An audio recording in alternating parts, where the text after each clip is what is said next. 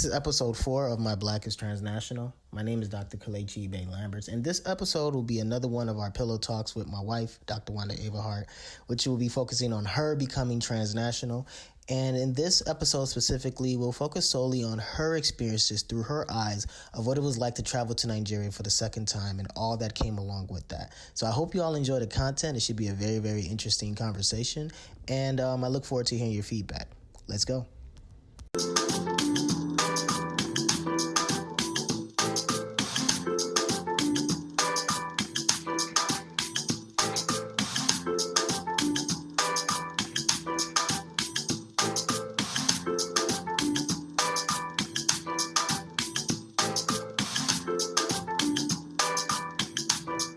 Welcome, everyone.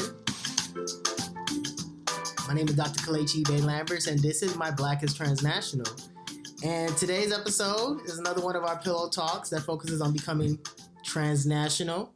And I have a special guest with me today who is a permanency in my life, my wife, Dr. Wanda Ibe-Lamberts. Hello. Hey, what's up? I'm happy to be here. So what's going on? We just came back from Nigeria. This was another one of our annual pilgrimages that we take. Pilgrimages, right. And second time that we've gone in consecutive years that we spent Christmas and her birthday and part of New Year's in the motherland in Nigeria, which is my hometown, my native country. And today's episode, we're going to be focusing strictly on your perspective, babe, on how things were for you when you went to Nigeria. I know last time you went, you stayed in Abuja, but this time we actually went into my home village in Imo State. Imo State? Yes. No, wait. It is Amimo? Yes. Amimo in Ikeduru in Owerri in Imo State. And that's how you break it down. It even goes even more. That is Umuwazalod in Umuwazalod. Yeah.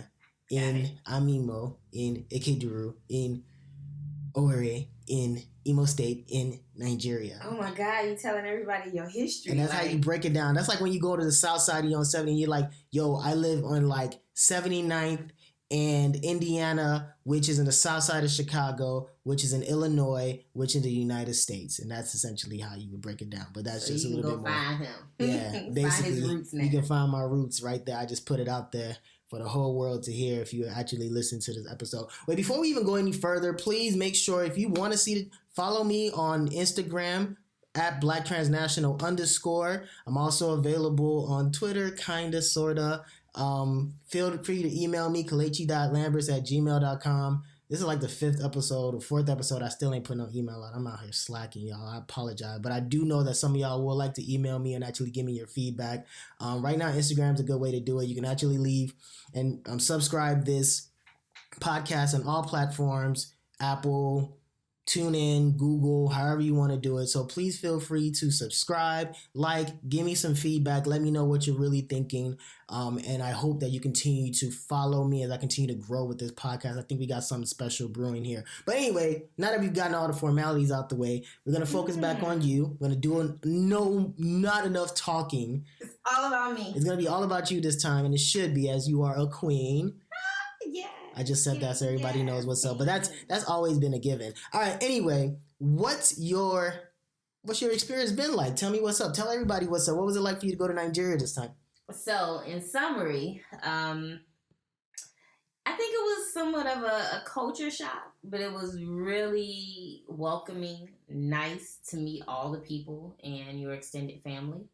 The first time we went, we stayed in Abuja, which is FCT, the Federal Capital Territory. So it's like the capital of Nigeria. They have security there. That's where all the federal buildings are. So it's the city. That by itself was a little different, but this was even more different in that I met new people. I got to really see what the culture is like, what the people is like, and just what Nigeria is like outside of the city. So I can talk for days about each and every category, and I will. Yeah.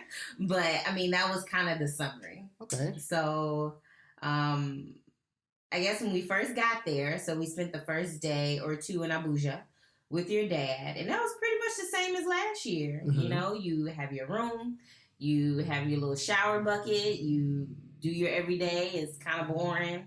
Just like going home with your mom or your dad. They do their everyday life, and you try to just sit in there and be peaceful. But after about 2 days in Nigeria, we made a 13-hour car ride to the village in Imo State. And what was that ride like for you now, in the sense of what were you experiencing there in that trip? So that was a 13-hour car ride. Right. A 13-hour car ride. Say less, right? Lord. So there was a lot of things that went through my mind. First and foremost, I didn't know it was 13 hours. Your dad said, 6-hour car ride? So it was definitely a shocker as we kept going. You're driving on CP time for sure. Oh, that was so much. African time. Yeah. But in the beginning, it was just amazing to kind of see the landscape. It was very, very beautiful. So as we came from Abuja, and your dad quizzed me on all the states we went through. I think we went through Benue State. Mm-hmm. We went through Kogi State. Mm-hmm. We went through, oh my God. It starts with an E. E-N. Enugu State. Yeah. Enugu State. And then there was one more. And then we ended up in Imo State.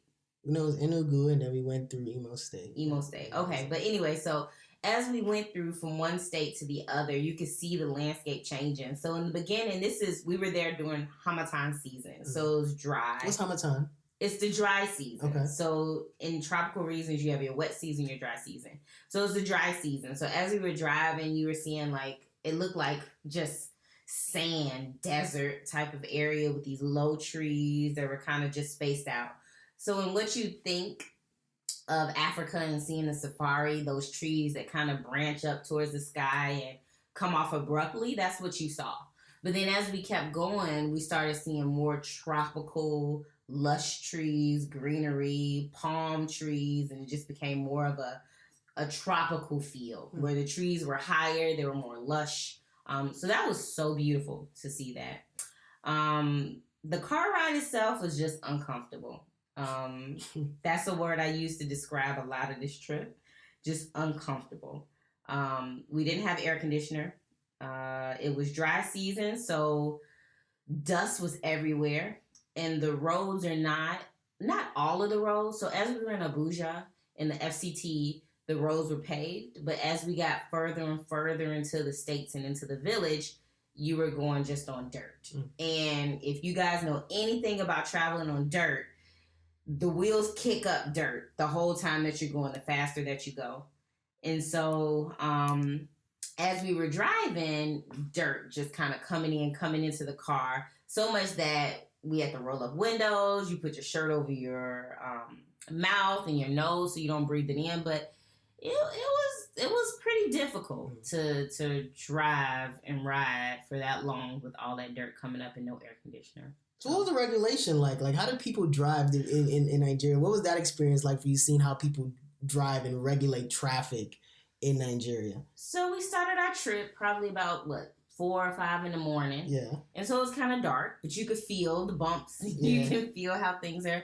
But as it became daytime, you really started to see what kind of a drive this was and what kind of roller coaster you were on. We had a professional driver. This is what he does for a living. And I had to close my eyes many times. And I just had to pray to the Lord and just express to him that, I want you to get us there safely, and we have a professional driver and he knows what he's doing. Just, Lord, keep us in your hands, because Jesus, take the wheel. It was that difficult of a drive. So our driver, he was good, but there isn't a lot of regulation on the roads like there are here in the U.S. In the U.S., you have stop signs, you have stoplights, you have paved roads, you have people that we all know what the rules of the road are and we abide by them.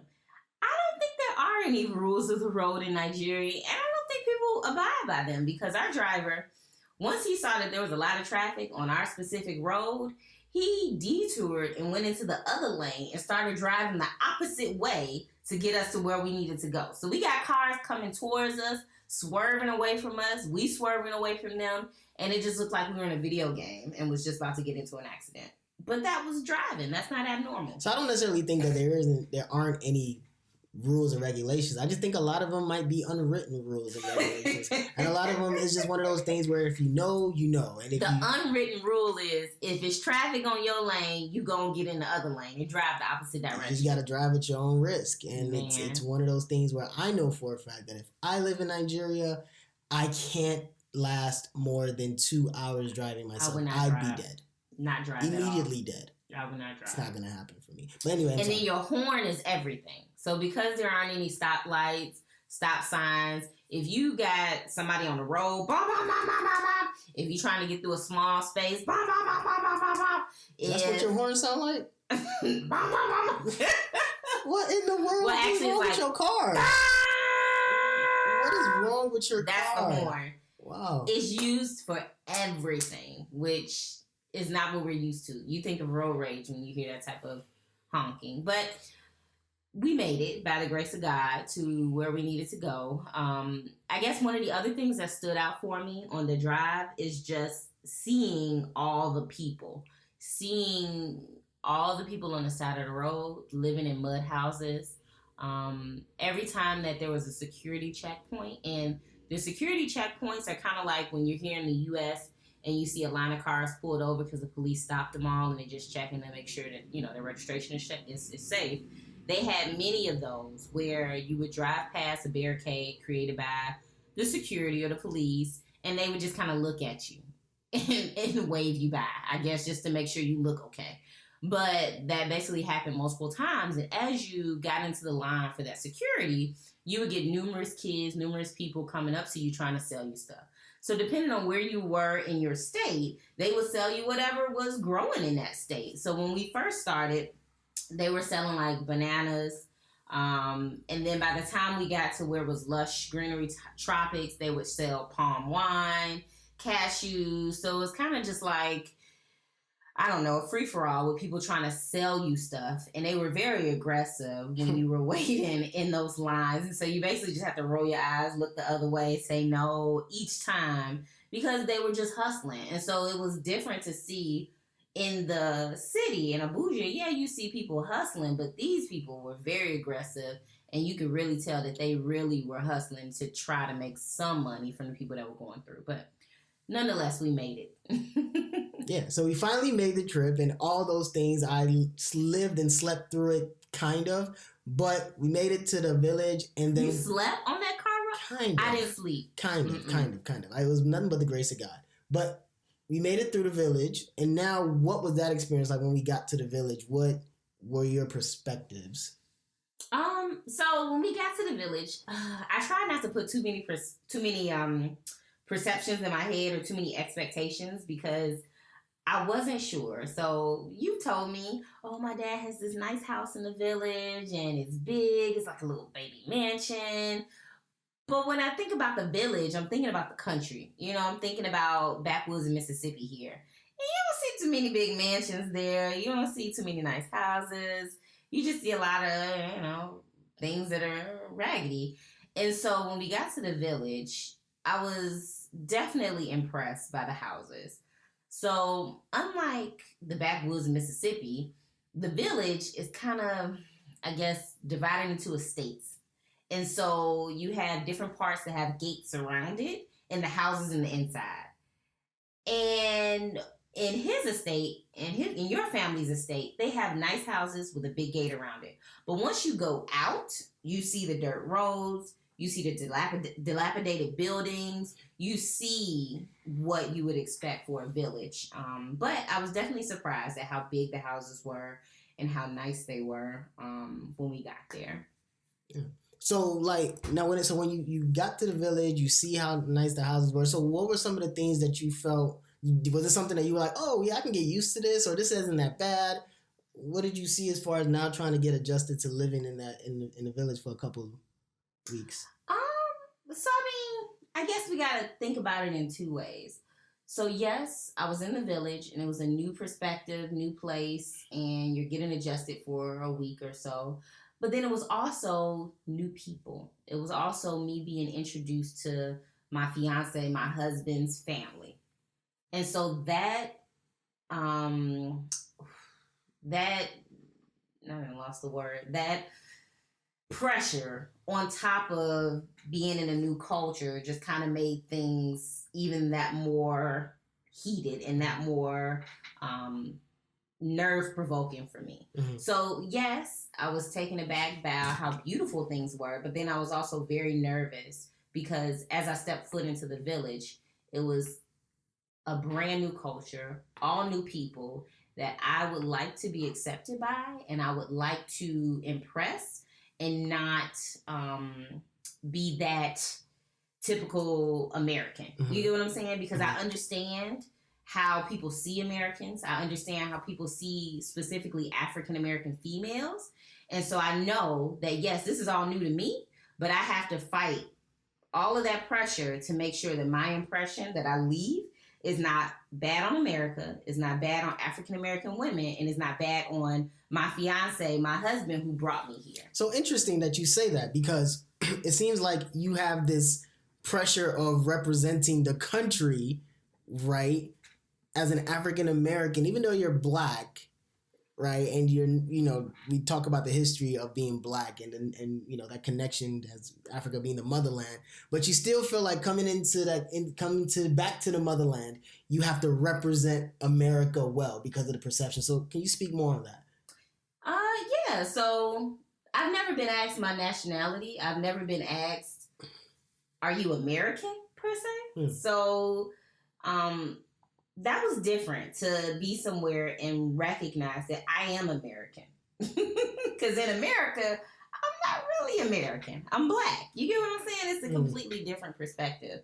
But I mean, it was like I said, just nerve-wracking to really recognize who I am and what I represent. So now, it was funny that you mentioned that you're Black when you're in America, but you were perceived, funny enough, as what? You were perceived They called me the white woman. They called you the white woman. I was the white woman. How does that make you feel? Because we talk about connecting back to Africa, right? That's a big thing for me. Obviously, you being my wife, obviously, it's not necessarily something that was mandatory, but it was something that I think you still were willing to do, which I appreciate. But coming to Nigeria, coming to Africa, and specifically in the village, you were perceived as a white woman. Mm-hmm.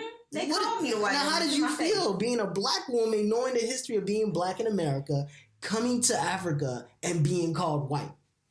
Well, I mean, so I knew from the beginning that I had to set how I felt aside coming to the village because I needed to be open to what was coming to me. I needed to be open to the culture. I needed to be open to how they felt. I needed to just be open to the entire experience.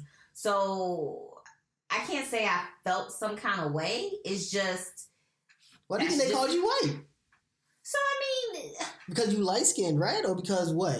What was it? What do you think it was? Well, I think it's because I'm light-skinned and because of the way I talk and how they perceive African Americans. So, on multiple occasions, your family, they expressed how they were fearful that you came to America and that you would come back to them with language they don't understand, with pants that are baggy. They called it fried hair. Fried hair. Fried hair, which is essentially supposed to be like dreadlocks. And basically with that African American persona. Right.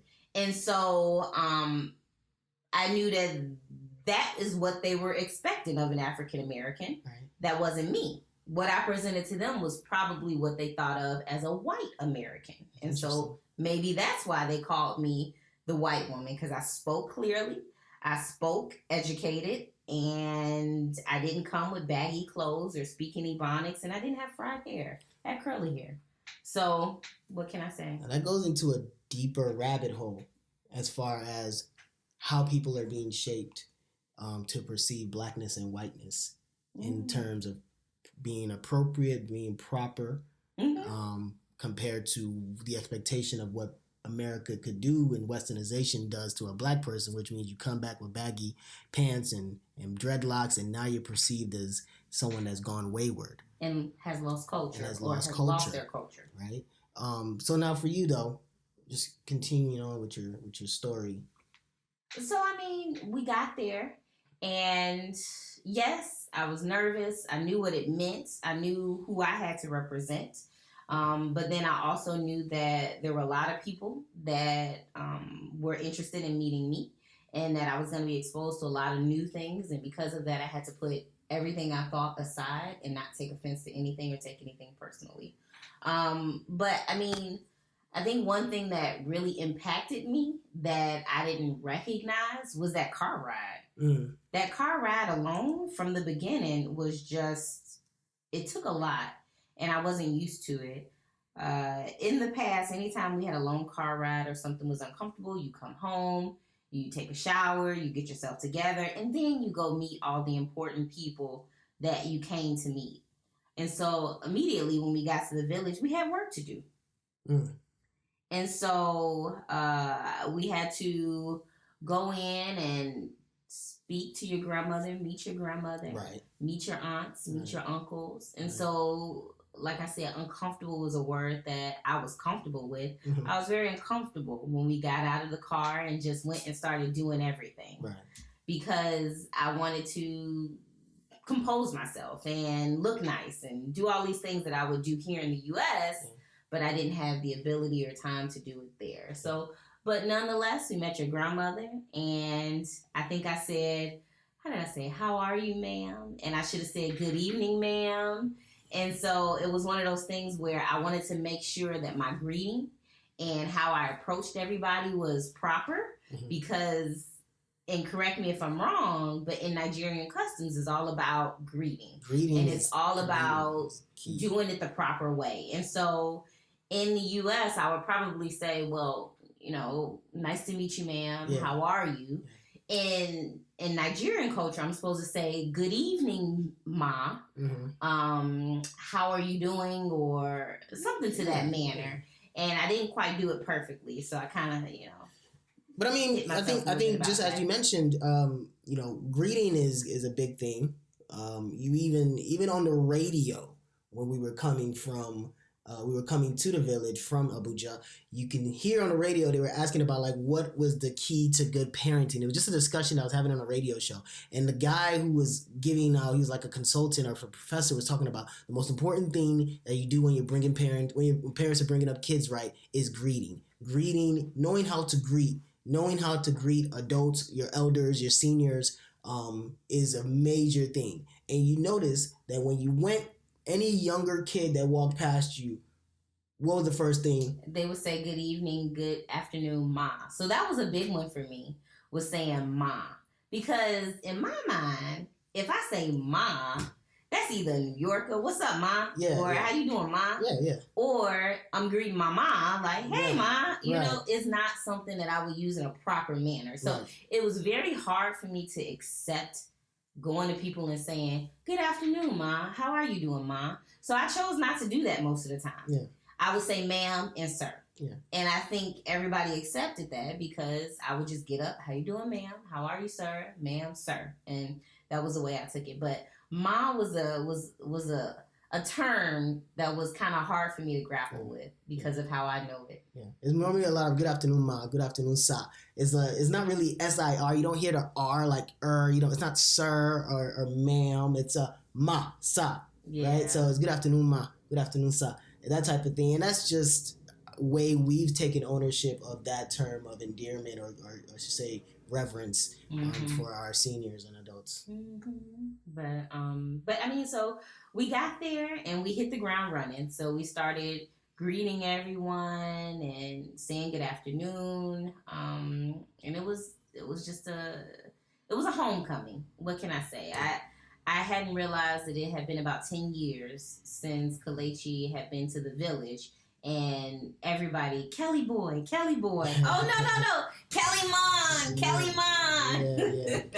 So you left as a boy and came back as a man. And I could definitely see that as we entered the village. So another thing that we ended up doing after coming to the village, we had lots of festivities, went to weddings and all that. So what was that experience like going to a couple of my family weddings that I had? A couple of my cousins got married in the village or close to the village. So you got to experience what weddings look like. So I got to experience a white wedding, which I think is akin to an American wedding. And so it was pretty much the same as the American wedding. It's just the family when they introduce, because in America they'll introduce the couple, Mr. and Mrs., and then they'll introduce each bride and groom. I mean, each bridesmaid and groomsman. But here it seemed like the family was introduced, and the family was like it. And they came in, boom, boom, boom, boom, boom, boom, boom, dancing, dancing. And so it was just like a celebration of the family in itself. The white wedding I went to, when I tell you they spent money and it was immaculate and things were really, really pretty and put together, the food was great, I was definitely impressed. It was very much like an American wedding here. Let's see. I didn't go to the cultural wedding or the traditional wedding, but from what I hear, there were quite a few things there that were different than what happens at the American wedding I saw. For instance, I think the wife has to get a glass of palm wine and then find her husband in a crowd, which I would have loved to witness that. In Igbo culture, that's specifically for Igbo culture. Yoruba culture and other cultures have their own way of working through the engagement process and also the marriage process in the traditional wedding. But ultimately how that works is it's very similar in the sense of the family comes in, the bride comes, it's all about the bride, and they're here to pick up their bride. Right? They paid the bride price, which is what they call a dowry. The dowry system isn't what you think or what it used to be, where you're actually paying money, but it's more like how much you gonna put on for this wedding. As far as you gonna put on for the food and drinks, that's you gonna pay for the meat. You gonna pay for all that. So that's like in the U.S. culture where the bride's dad pays for the wedding traditionally, but not in this case. In this case, it's the groom's family is gonna give, and the bride is gonna host them. Okay, and then we've come to collect our bride. We've paid our bride price. We're coming to collect, but we're gonna celebrate this moment. And that's essentially what it looks like. In all cultures, that same concept applies. How they go about it aesthetically differs from different types of subcultural groups in Nigeria. So we went to the weddings. It was beautiful. So now, one of the things that we had, I thought was very interesting, I wanted to share, was a conversation we had with some of our family members and what our younger family members, and about how they perceived America and life in America. And for you, someone getting connected, you were looking for someone to have that type of dialogue with about, the American system or something similar to what you're experiencing. So what was that like? So, I mean, I think the first time I had a conversation about what it's like to be Black in America or the American system was with some of your younger cousins. And we just talked about some of the things that people in Nigeria think. And it's kind of like, well, the African Americans in the U.S. have so many opportunities. You have all of these systems in place that help you move from one, I guess, system to the next system. So one economic system to the next. So you can go from poverty to wealthy in one generation, which typically doesn't happen in Nigeria. And so we just talked a little bit about how there are systems in place that sometimes doesn't necessarily pan out the way you would think it pans out in the U.S. So, and another thing that was also mentioned was how they perceive America as far as some of the fears that they have about America. Before, you had this perception that America was gold and America is rich and all that. But because of social media now, I had a good conversation with my cousins about how, through social media now and through other forms of resource of information, people are starting to perceive coming to America as a Black immigrant completely different than how it used to be. And what were your thoughts on that? I mean, I can understand it because I think we're in a day and age where even Americans kind of fear Americans. And I may be connecting the dots that people in other countries aren't connecting, but Trump has kind of put in the forefront a side of America that we've kept hidden for a while. And that's that whole racism, that nationalist pride. And because of that, we've had a lot of incidences here in the U.S. that, people in other countries aren't looking favorably above. So it's like you have the Charlottesville where the girl is ran over by a car and she's just trying to protest against this nationalist pride. You have all of these shootings and gun violences here in the U.S. that are just on a rise. And it's not people outside the country. It's people that are in the country, Americans, that are doing this. So now it's just like, well, America's fighting itself and you have so many things here that you have to be aware of. So I can understand how people outside of the country now have fear coming into the country because there's so many things. If you're an African American person, or if you even look like you're African American, you may have the chance of being pulled over and getting shot and not getting up. I mean, these are things realities that have, for the most part, always existed, but are now really in the forefront and other people are seeing it. Yeah, and other people are seeing it, and it seemed like they were just like, wow, like, man, if I come to the U.S., like, do I got to be careful with the police? And it's like, before I'm like, shit, when I come to Nigeria, do I got to be careful with the police and having to deal with corruption? So it's funny now how things are becoming a little bit more reciprocated when it comes to just how, you know, people who have access to information about America are being directed to see this negativity and all the violence. I mean, I wouldn't call it negativity, but just the truth about what's going on in America, especially with Black people, especially when it comes to other things that relate to social justice issues and things of that nature. But what did you learn, or did you? I guess I should ask if you learned anything about the political system, which is a very, very central issue, especially with elections coming up in Nigeria. What were your exposures to that information related to politics? So I guess my first little inclination of there's an election coming up or there's a big political system is, as we were driving, there were billboards and posters everywhere, every city, every state you went into, that just was a politician saying, I'm here. I'm for change. Sam Daddy. Sam Daddy. And that was one of their names. Yeah. But it's just amazing because here in the U.S., you'll see little flag posts in people's yards, you know, but you don't see big billboards or, you know, big signs. And you saw that everywhere.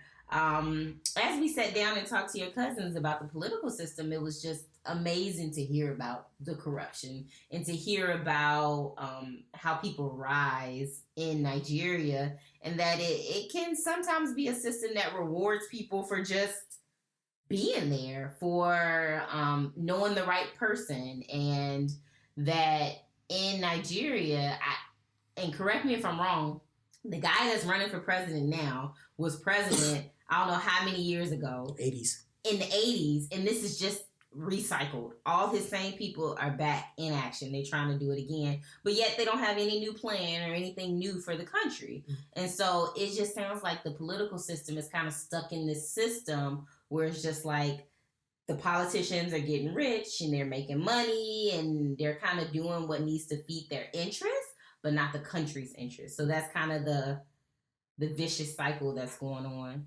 Yeah. So, I mean, it was very interesting to really have an in-depth conversation about that. So we'll shift gears a little bit and just talk about, before we wrap up, what was it like to learn, or I should say, what do you learn about the culture? You know, when we talk about transnationalism and being an African American, coming back to what essentially would be considered your roots, being through, you know, this experience and trying to regain that connection, did you feel like now that you have a connection to Africa through this union that we share, what did you learn about the culture and what did you feel in regards to embracing it? Did you feel like it was something you could embrace or not? I just want to know what your experiences were like as far as the culture, learning about it, and in a deeper sense from what my dad said and everything. Like, what did you feel about the culture now that you learned a little bit more about it? Well, first of all, it's definitely something I can embrace. As your dad, he explained to me when we were talking, culture is something that can change over time. It's fluid. It's something that, you know, it has good parts, it has bad parts, but you kind of take what you want from it. Yes, I definitely embraced the culture. I was definitely surprised at how welcoming everybody was and how similar it is. What are the similarities and what were the differences? That's a good one. So the similarities, first of all, we went to the village to meet your family, meet your family for a family reunion. And it was just that. It was a family reunion. Everywhere I went, it reminded me of my family reunions. You know, you got your uncle that's always flashy. You know, he got the stylish clothes. You got your aunt that thinks she cute, walking around knowing she cute. You got all the kids playing around, and then you got your family going at it, somebody arguing, somebody fighting, food everywhere, everybody trying to eat. So ultimately, it felt like a family reunion, and it just felt like home. It felt very similar. So, I mean, of course there are differences. The language, everybody's speaking Igbo, but I will admit, your family was so nice, and at the family meeting, they said, wait, we're going to speak English, because we know we have somebody here that doesn't know Igbo, which I definitely appreciate. I didn't know Igbo. Like, I didn't know it like that. So. But yeah, so language differences, Igbo, the cultural practices. So, I mean, I was very privy to see what Igbo culture is and how there are certain things that are done. So, we sacrificed 2 cows while we were there.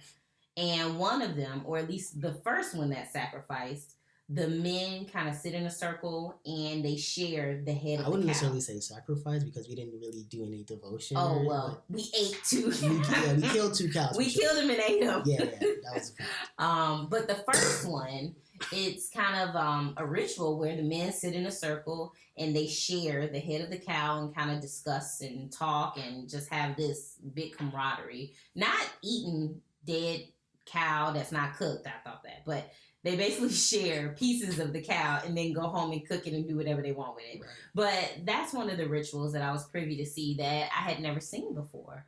Sharing of the kola nut, which is basically a nut where each man takes a piece of it from the eldest to the youngest, and that's just the tradition. And so it was nice to see that, and of course that's different than my family, but that's something, I mean, as a woman, I can't necessarily embrace because I'm not a part of those things. But as a man, I guess you could embrace it. So that, and I mean, ultimately, it was nice. It was a family reunion. It felt like a family reunion. So. Yeah. And one thing about the kola nut that they always say in regards to the different sub-ethnic groups, you say the kola nut is very sacred in the Igbo culture.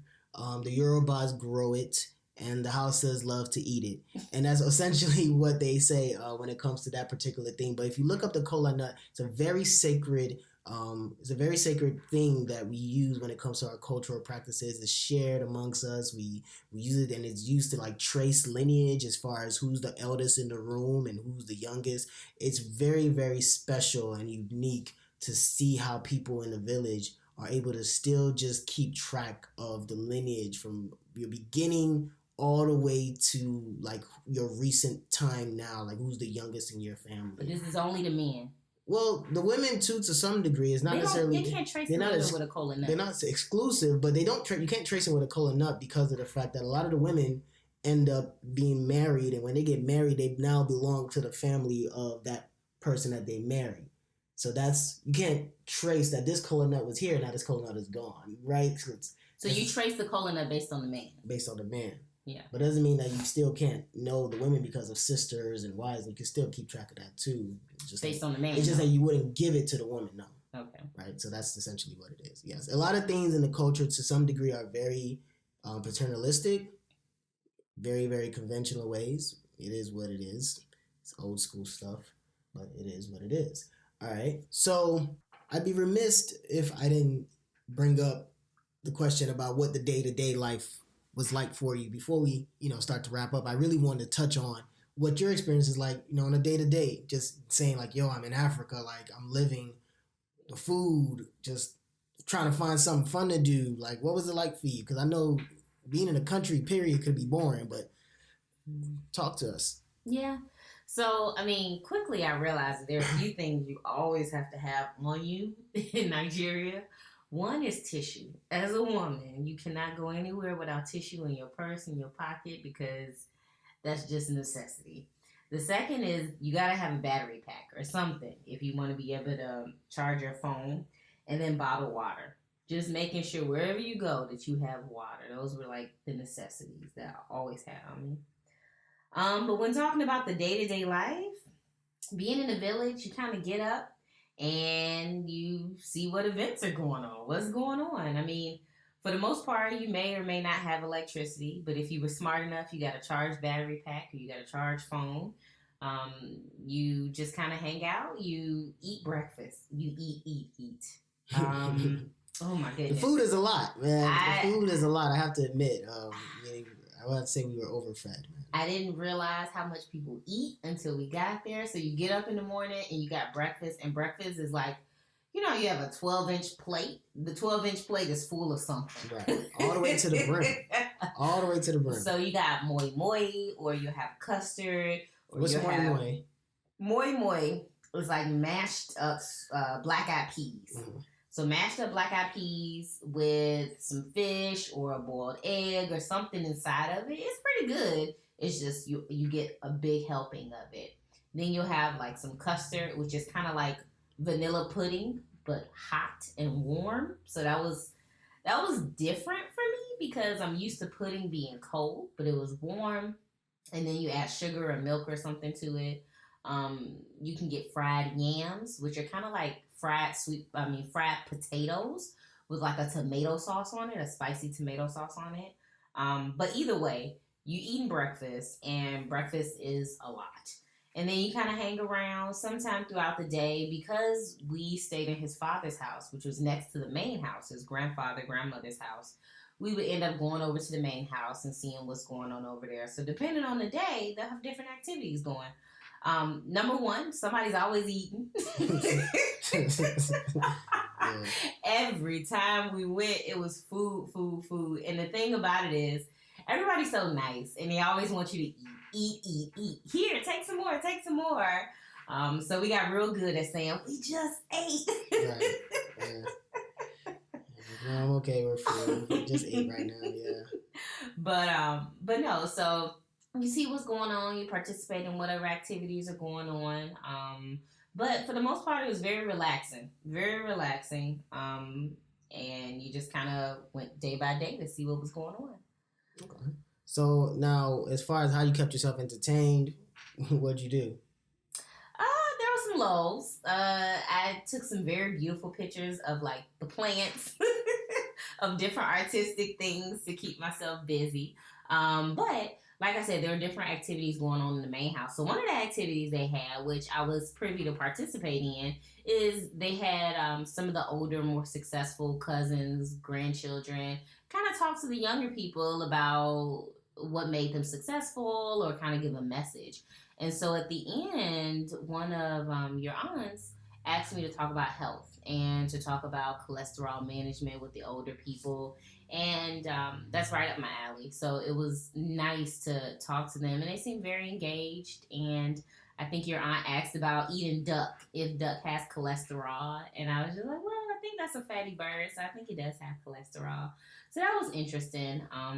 Did you like African food? Do you like African food? Yeah, it was good. Okay. So the thing about it is, like I said, the portions were always the struggle. And by the end, I got pretty good at saying, just give me a little bit. Just give me one tiny yam. Yeah. Because it's not that anything was bad. Oh, well, actually, let me take that back.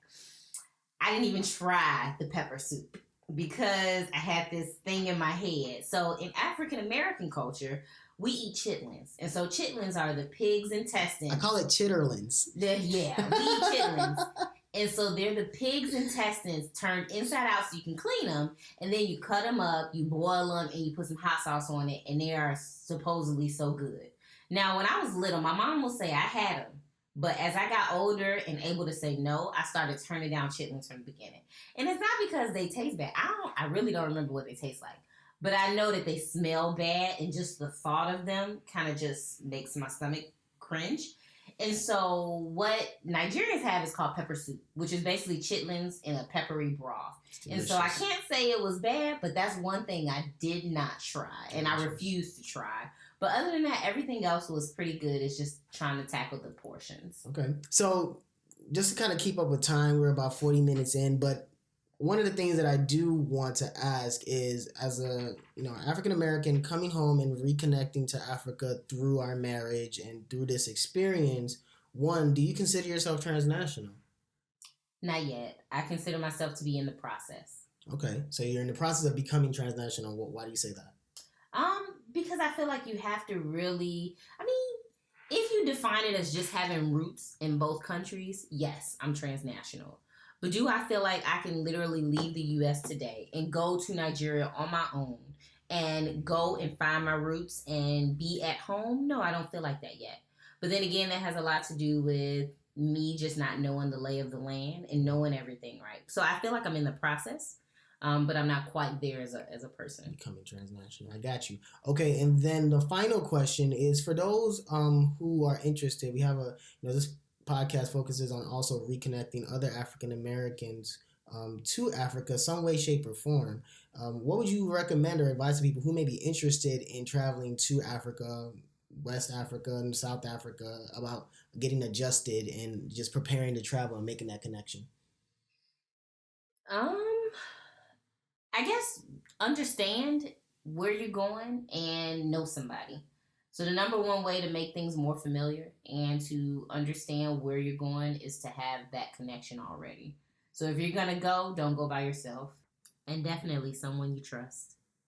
So, I mean, if you really want to take a visual to what the experience was like, at least from my end, definitely feel free to follow me on Instagram. I put it all on my Instagram page. I got an Instagram story called Nigeria We Go, which has everything that I could capture about my experiences in Nigeria, in the village specifically, just with my family and all the roots and all the practices that we took on.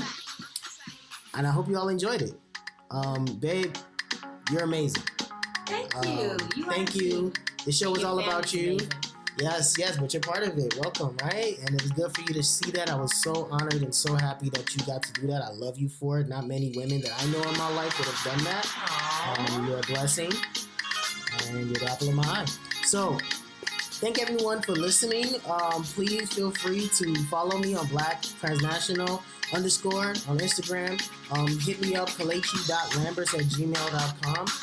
This was another one of our Black Transnational Pillow Talks focusing on becoming transnational. Ask whatever questions you have. We'll answer them. Absolutely. So, hope you all enjoyed the content. I know we took a lot of time, but it was a great trip. And my name is Dr. Kalechi Ibe-Lamberts. And I'm Dr. Wanda. And our Black is Transnational, and we hope that by the end of this, you guys will be too. Hey, peace.